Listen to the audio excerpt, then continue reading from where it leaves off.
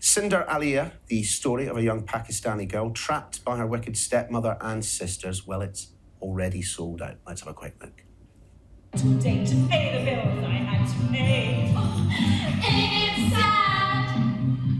And still there never seemed to be a single penny left for me. Oh, that's too bad. If you had a little money, it's a rich man's world.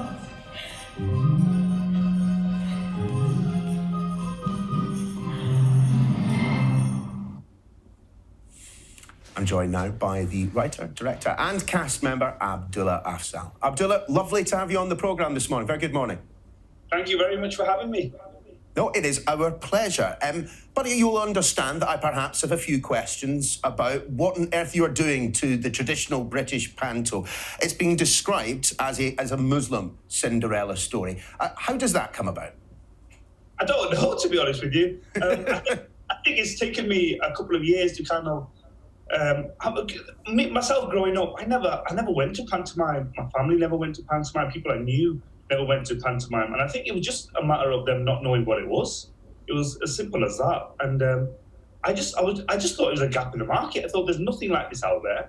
I took the traditional pantomime, which is a British institution, and I just sprinkled it with a bit of tikka masala and added a bit of a different spice to it, and people seem to love the idea.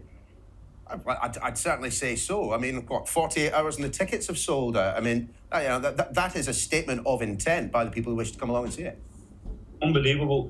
When we booked the venues first, when we penciled them in, we got really small venues like school theatres, 300 seaters. And within 48 hours, they were all sold out. I was actually getting abuse online saying, well, that's not fair. We just heard about it. We've not had our tickets. And so we had to go back to the drawing board. Now we've got venues of over 1,000 seaters per show, which is something that I never imagined, to be honest. I mean, I knew it would sell, but not like this. And still people are crying because they haven't been able to get their tickets.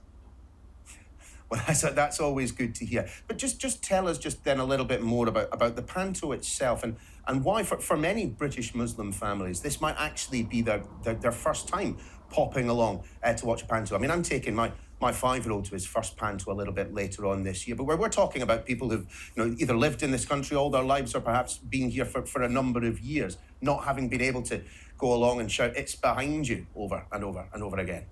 Exactly, yeah. I mean, this for me is introducing a new audience to pantomime. I think I'm hoping that in the next couple of years, once they've been to mine, they'll start going to the more traditional ones in these beautiful theatres that we have in this country.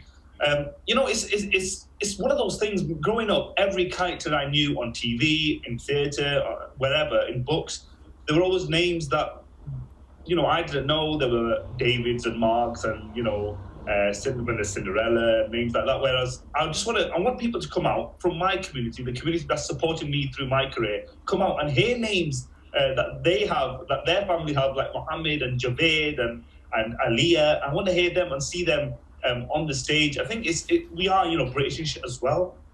We say, 'tis the season of giving, and it's also the season for Muslims as well. And we love to give.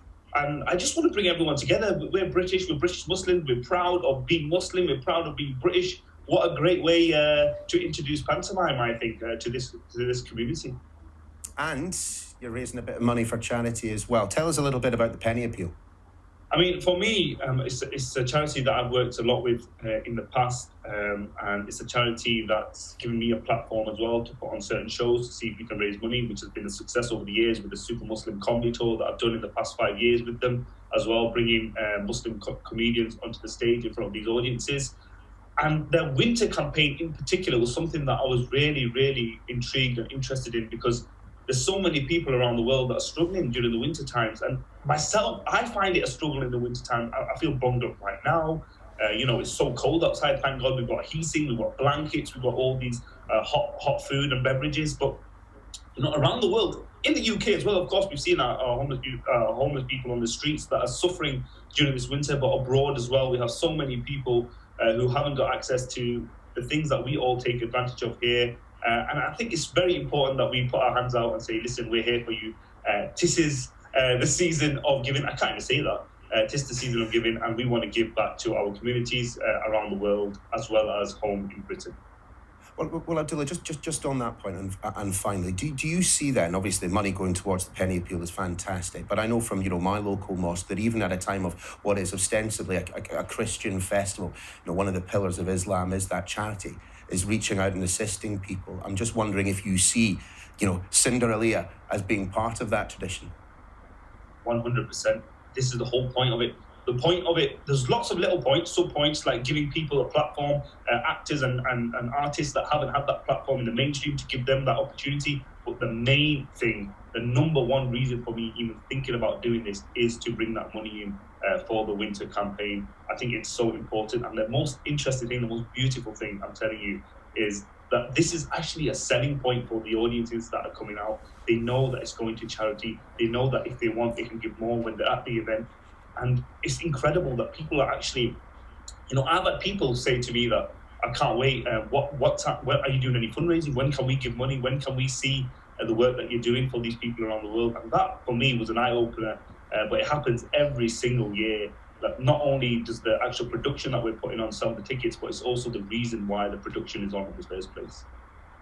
Well, the charitable donations, a fantastic achievement. Oh, no, it isn't. Oh, yes, it is. Abdullah Afzal, please excuse that really poor joke. Thanks very much for joining us in the programme. Break a leg when it comes. Take care.